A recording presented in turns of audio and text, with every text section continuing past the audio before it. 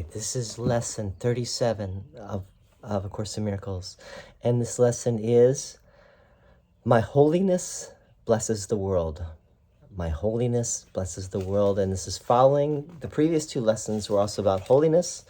We had lesson 35, which brought in the idea, my mind is part of God's, I am very holy. And then lesson 36, my holiness envelops everything I see. That was yesterday. Today, lesson 37, my holiness blesses the world. Let's read it. This idea contains the first glimmerings of your true function in the world, or why you are here. Your purpose is to see the world through your own holiness. Thus are you and the world blessed together. No one loses. Nothing is taken away from anyone. Everyone gains through your holy vision. It signifies the end of sacrifice because it offers everyone his full due. And he is entitled to everything because it is his birthright as a son of God. Paragraph 2. There is no other way in which the idea of sacrifice can be removed from the world's thinking. Any other way of seeing will inevitably demand payment of someone or something. As a result, the perceiver will lose, nor will he have any idea why he is losing. Yet is his wholeness restored to his awareness through your vision.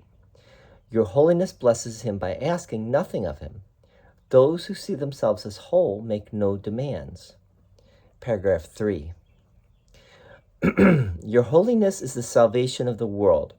It lets you teach the world that it is one with you, not by preaching to it, not by telling it anything, but merely by your quiet recognition that in your holiness are all things blessed along with you. Paragraph 4. Today's 4 longer exercise periods, each to involve 3 to 5 minutes of practice, begin with the repetition of the idea for today, followed by a minute or so of looking about you as you apply the idea to whatever you see. And these are all examples now in italics. My holiness blesses this chair. My holiness blesses that window. My holiness blesses this body. Then close your eyes and apply the idea to any person who occurs to you using his name and saying, my holiness blesses you, and then you say the name of the person. So my holiness blesses you, Jane Doe, or John Doe. Paragraph 5, you may continue the practice period with your eyes closed. You may open your eyes again and apply the idea for today to your outer world if you so desire. You may alternate between applying the idea to what you see around you and to those who are in your thoughts, or you may use any combination of these two phases of application that you prefer. The practice period should conclude with a repetition of the idea with your eyes closed and another following immediately with your eyes open. Paragraph 6. The shorter exercises consist of repeating the idea as often as you can. It is particularly helpful to apply it silently to anyone you meet using his name as you do so. It is essential to use the idea if anyone seems to cause an adverse reaction in you. Offer him the blessing of your holiness immediately, that you may learn to keep it in your own awareness. That's the end of the lesson. So let's just go through it a little bit. My holiness blesses the world. Paragraph 1. This idea contains the first glimmerings of your true function in the world, or why you are here. Your purpose is to see the world through your own holiness. Thus are you and the world blessed together. No one loses, nothing is taken away from anyone. Everyone gains through your holy vision. It signifies the end of sacrifice because it offers everyone his full due. And he is entitled to everything because it is his birthright as a son of God. So, everyone you meet is a son of God, just like you. Everyone is your equal. Everyone is holy, just as you are. Not everyone may be as aware of it or doing the course like you are. In that sense, you can perhaps help them in this regard to awaken that within themselves. And through your presence, you might even say your holy presence, they will start to recognize their own holiness, inherent holiness. Our purpose here, our function here, our true function, Jesus says, our purpose is to see the world through our own holiness. Jesus also talks about the end of sacrifice. This is a big theme in the Course, is sacrifice, is that God does not require sacrifice. Love does not require sacrifice. There's no sacrifice needed. Everyone will only gain through this. No one will lose. Whereas the ego thought system is, in order for me to gain, someone has to lose. But in the Holy Spirit's thought system, everyone gains, no one loses. Everyone is just remembering what they already are. So there's no loss anyway. In reality, there's only the ego thought system, which tells us there must be a loss, but in reality, there is no loss. So we're all already home. We're just waking up to that idea. We're all waking up to the idea of our own and collective holiness. All right, paragraph 2. There is no other way in which the idea of sacrifice can be removed from the world's thinking. Any other way of seeing will inevitably demand payment of someone or something. Again, this is the idea of sacrifice, right? Any other way of seeing, any egoic way of seeing, requires someone to pay for something. And because there is no need for sacrifice, right? There's that section in the text called the end of sacrifice, and Jesus is talking about that here. The end of sacrifice means there's no payment required to atone for your sins, because if there is no sin, then there is no atonement necessary. What is the atonement principle for the Course? The atonement principle is separation from God never happened. If there was never any separation, and if you understand that God has no sin, God is perfect love, then there is no sin. There's never been sin. So there's nothing to atone for. All there is to do is to remember our holiness, our inherent holiness. Any other way of seeing will inevitably demand payment of someone or something. As a result, the perceiver will lose, nor will he have any idea why he is losing. Yet is his wholeness restored to his awareness through your vision. Your holiness blesses him by asking nothing of him. Those who see themselves as whole make no demands. So you just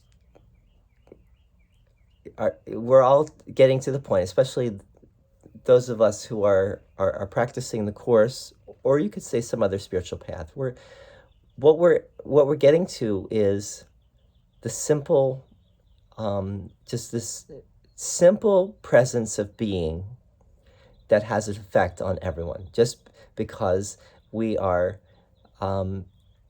getting closer and closer to our true self, and that helps others to also recognize their true self. They may not be fully aware of it. They may not be fully aware that you are somehow helping them. They also may not be aware if you fall for, if you fail to be in that state of presence with people, right? If you go back into your ego with them, they also may not realize that you are then helping them to be in their own ego. So, there is a sense in which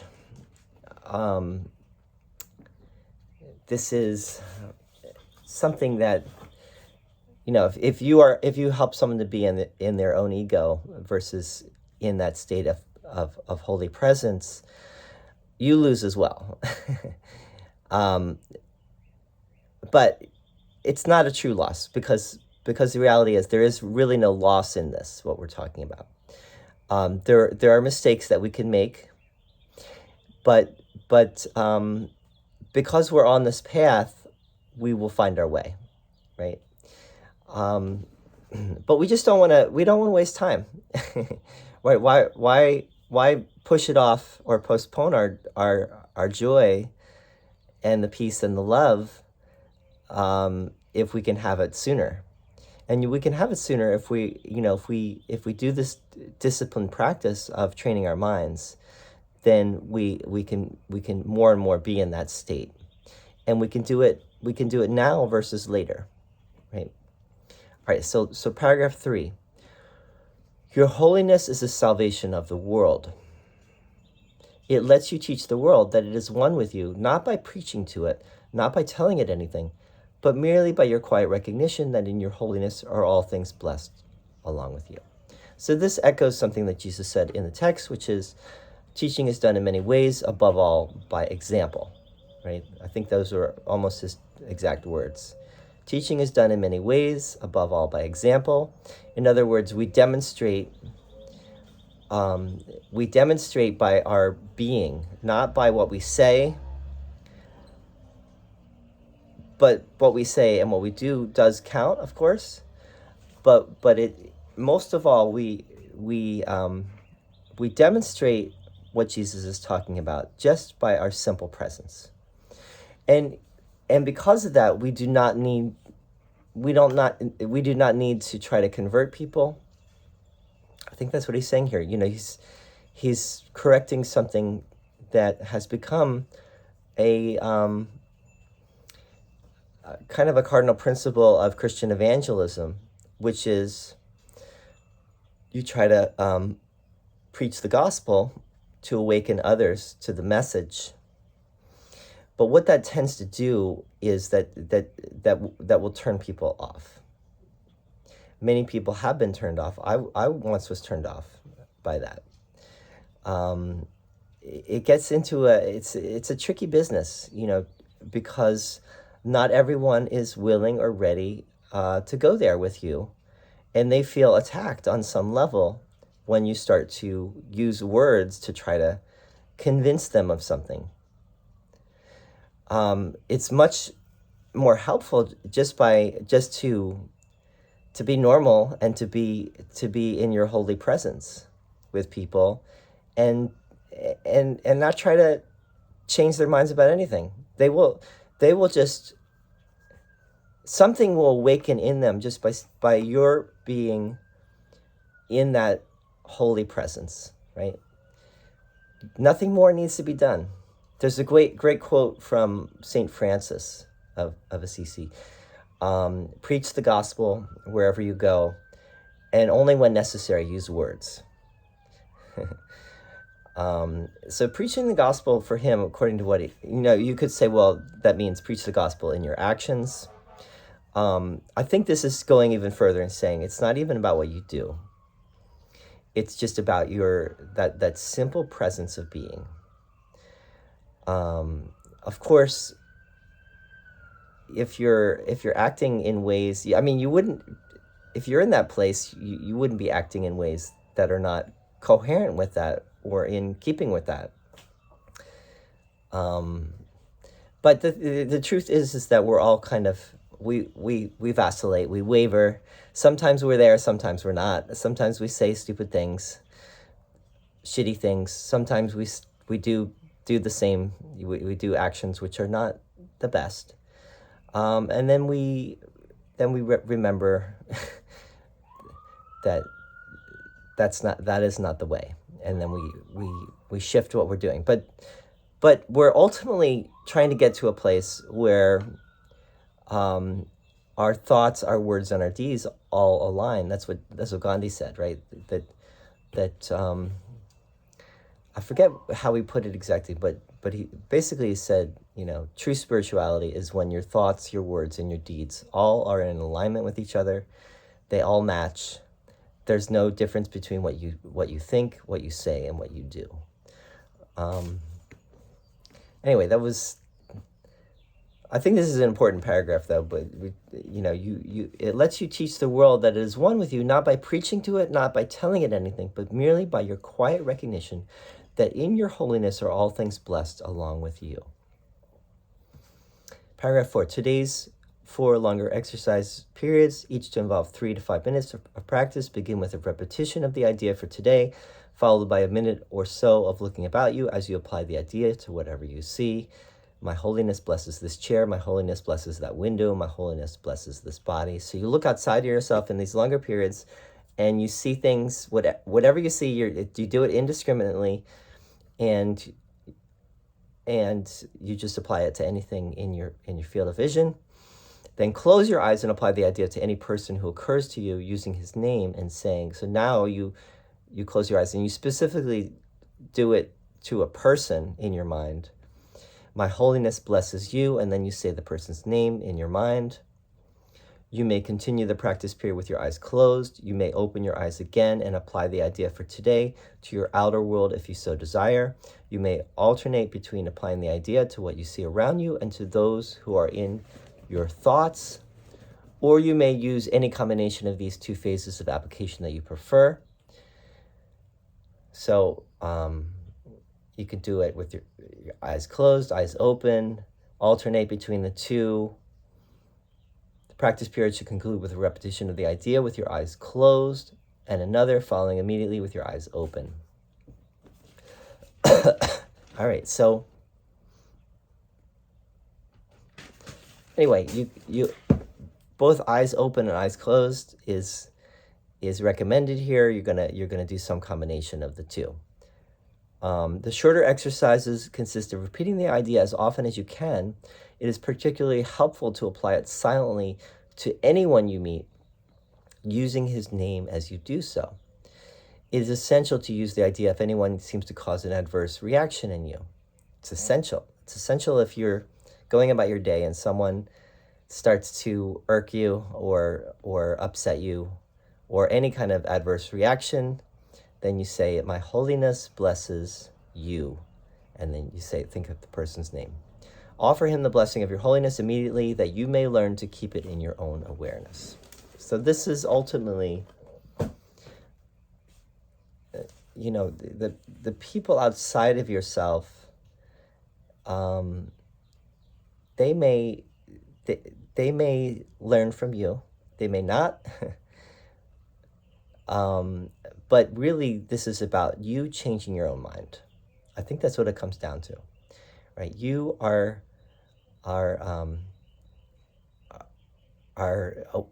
you're the only one. I've said this before. You are the only one that really needs to wake up. You are the only one that really, no one outside of yourself. If you start with the premise that everyone needs to wake up and you're the one to save everyone, that can be problematic. It seems to be what Jesus is getting at is the idea that everyone is the same as you, actually. And you are not in a place to judge where that person is at, whether that person needs to be woken up or not, and you don't know where they're at in their own atonement process. Anything you might think about that person may be a judgment, because you may think, oh, this person is asleep.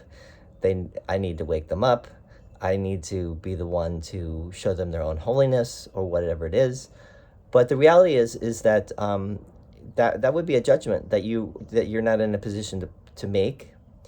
And really, you want to just stay focused on your own process, and recognize that when you see the holiness in others, and the blessing of holiness, that really changes your own mind, right? That reminds you of your own holiness. And you also see the effects of that when you are in that place of calm presence with others, where there is no judgment. You see how that affects others, and you see that has a beneficial impact on others.